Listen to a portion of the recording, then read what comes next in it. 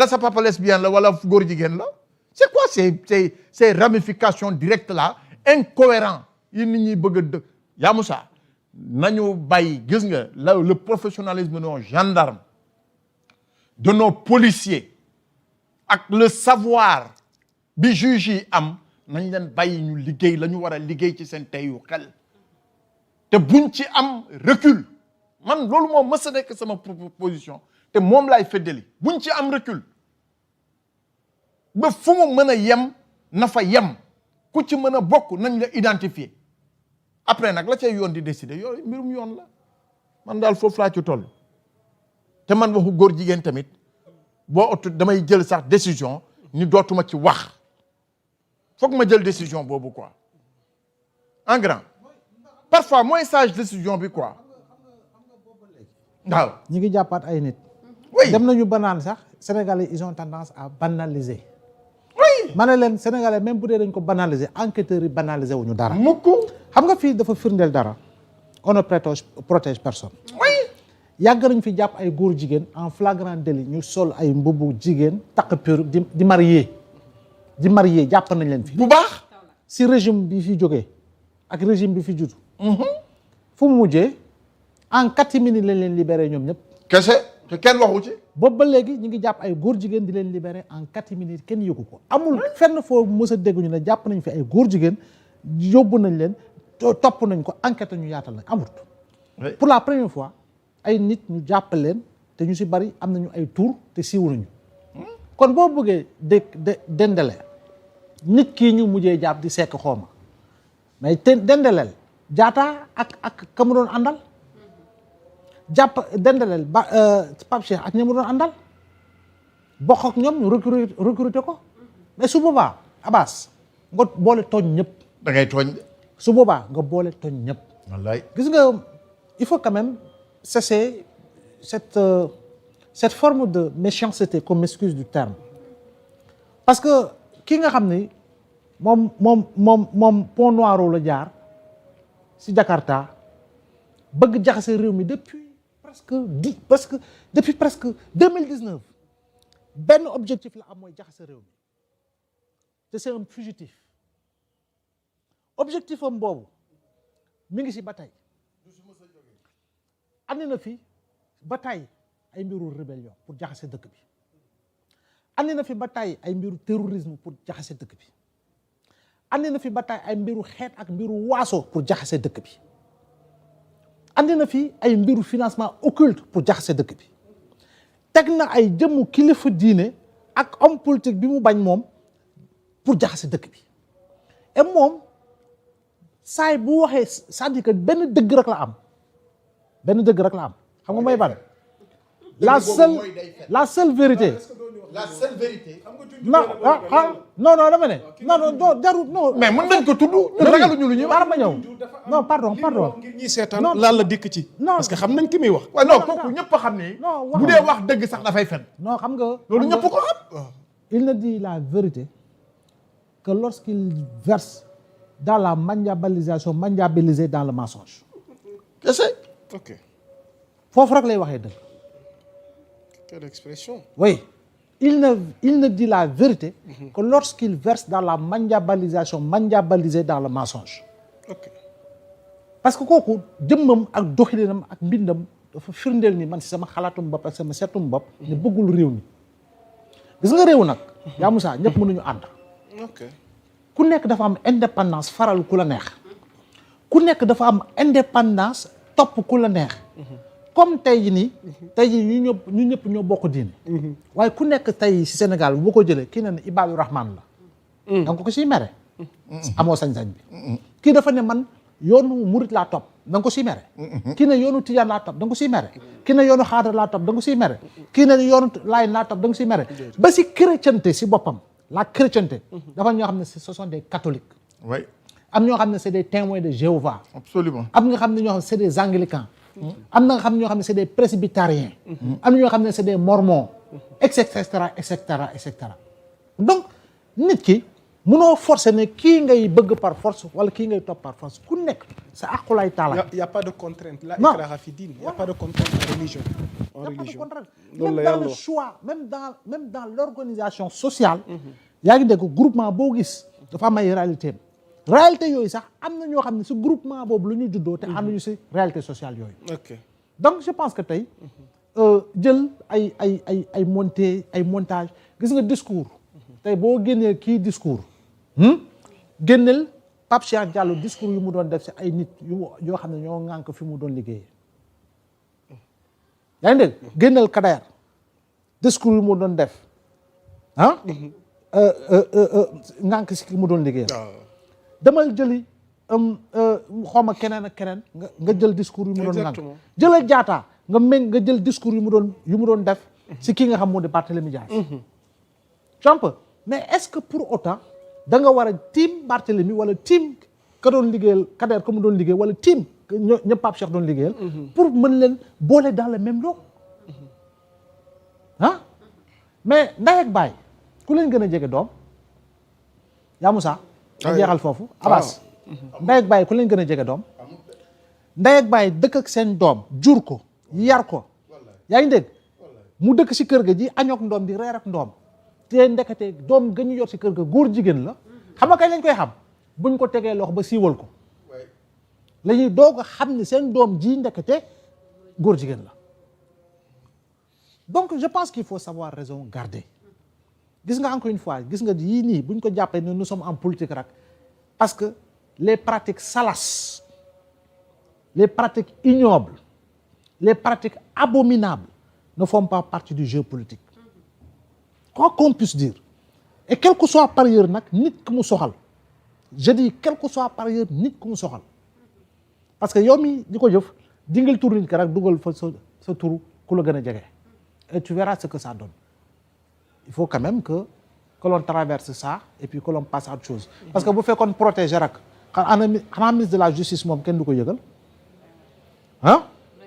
moom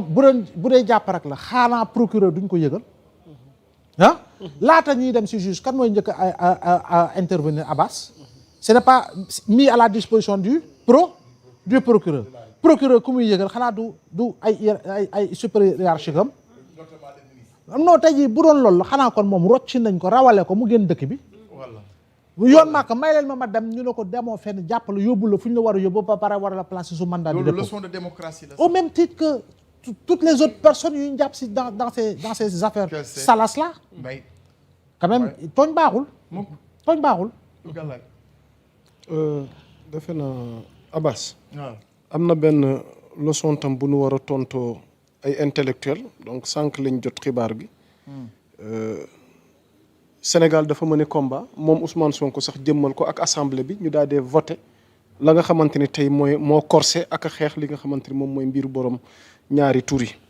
mais on a vu sànq ci ngoon donc ma dikk ci information bi des intellectuels jaaree ko journal français boobu di Libération moo nekk sax à la une de suñuy naataango de Seneweb homosexualité ki ñuy wax Doudou Diène Alice Ngom et plusieurs personnalités di interpeller Diomaye.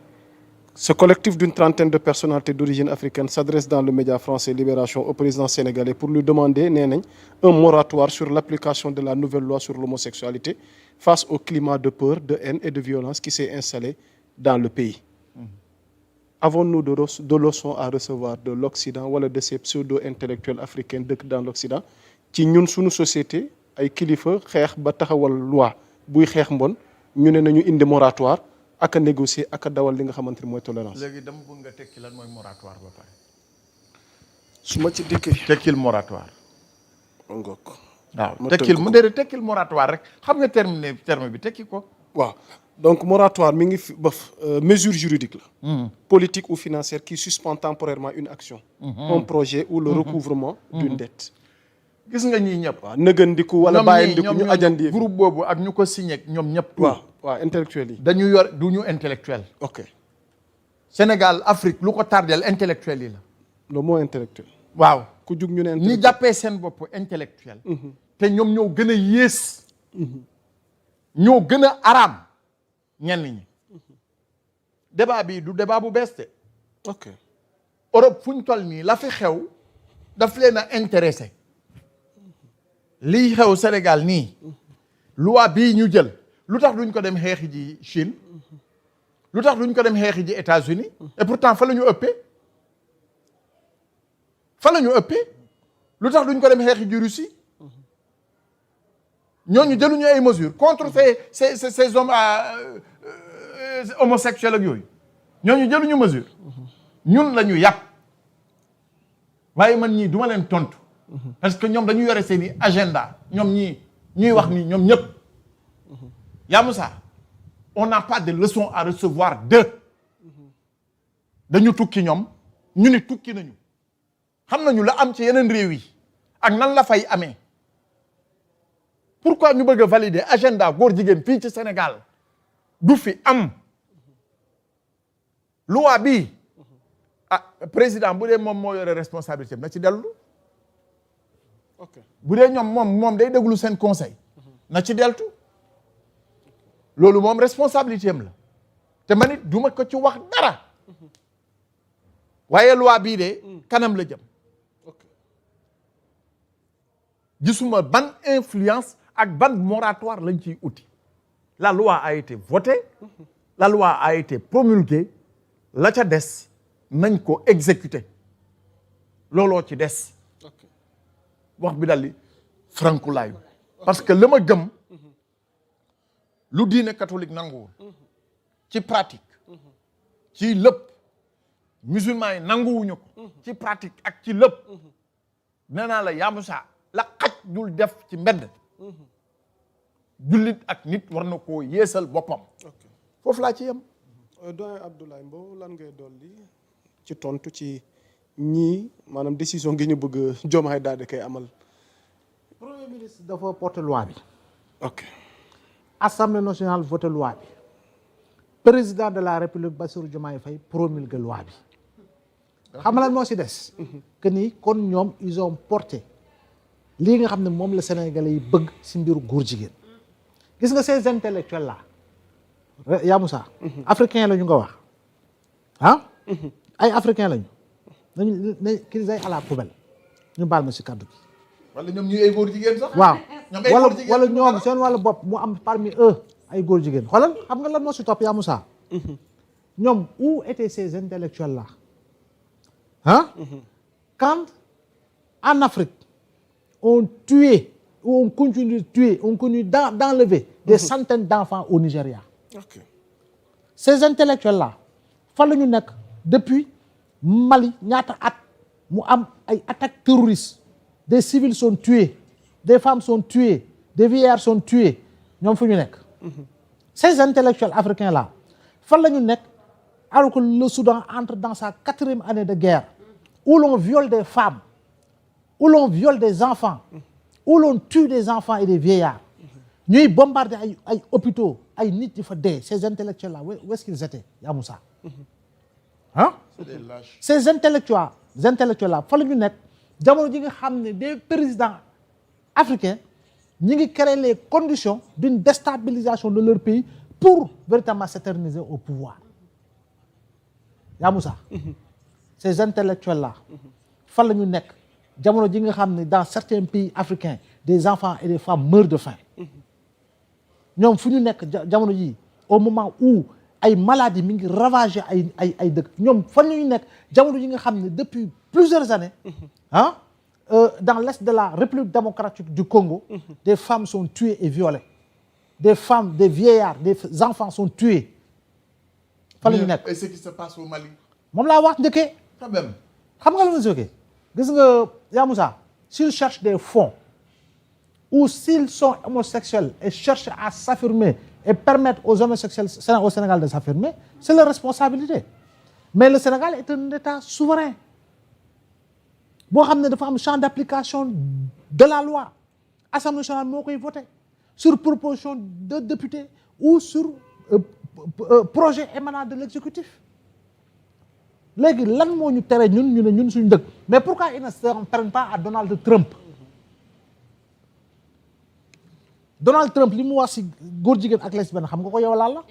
pourquoi ils ne s'en waaw pourquoi ils ne s'en prennent pas pourquoi ils n'écrivent pas à Donald Trump mais pourquoi ils n'écrivent pas à Poutine ou à Xi Jinping mais pourquoi ñoom duñu bind les pays du Moyen-Orient yi nga xam ni foofu Qatar coupe du monde bi wane nañu foofu góor jigéen du fa naanee ñeex duma nañu fa ay nit yoo xam ne dañuy bëggoon ñëw bafouer leur règle basé sur si diine l'islam góor jigéen yoo xam ne dañ leen ñu baal ma dañ leen duma xaw ma tuuti ma wax news wax naa ko ah yoo xam ne dañ leen duma tëj jàpp leen ñafal leen dugal leen prison dàq leen si dëkk bi pourquoi ils n'écrivent pas ces gens-là quand même mais il faut quand même mais nag ñun suñu wàllu bopp ñoo war a xam ñun Yaa Moussa lu ñu bëgg ñun askan wi c'est-à-dire que fii malheureusement par rapport ak position bi nga nekk si politique yaa ngi dégg lu baax sax da nga koy bëgg ngañ te boo féete woon fii doo ko ngañ da ngay tàccu il faut quand même que ces gens-là lettres yi sax warul dugg Sénégal voilà warul sax duggul Sénégal. c'est important grand lay xam ngeen jotaay bi moom dañuy boole utile ak agréable ñu temporiser tuuti jox soxna Lalla kàddu gi mu dikk ak ñun ci beneen point bi nga xamante ni moom la ñuy waxtaane parce que tamit week-end bi Lalla diggante démb ak barki démb réew mi xaw na yëngu tamit ci côté politique depuis maanaam affaire bi ébruité lan ngay teg suñu loxo Lalla. waaw Yaa Moussa je pense que déjà am na ci loo xam ne faaw ñu leeral ko. waaw allez-y.